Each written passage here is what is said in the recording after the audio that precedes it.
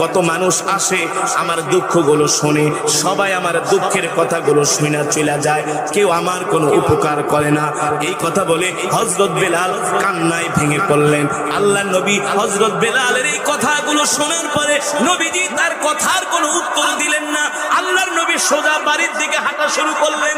হযরত বেলাল পিছন দিক থেকে তাকায়া আল্লাহর নবীকে ডাক দেয়া বলে, ও যুবক, আপনিও তো আরো 10 জনের মতো আমার দুঃখগুলো শুনে চলে গেলেন, আপনি তো আমার দুঃখের ভাগীদার হইলেন না। আল্লাহ নবী কোনো কথা বলেন না, সোজা তিনি বাড়িতে চলে গেলেন।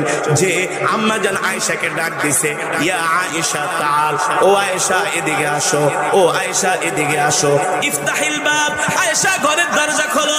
আম্মা জান আয়েশা রাদিয়াল্লাহু তাআলা আনহা ঘরের দরজাটা খুলে দিলেন। আল্লাহ নবী ডাক দিয়া বললেন, আয়েশা ঘরের মধ্যে কোনো খাবার আছে কিনা? আয়েশা ঘরের মধ্যে কোনো খাবার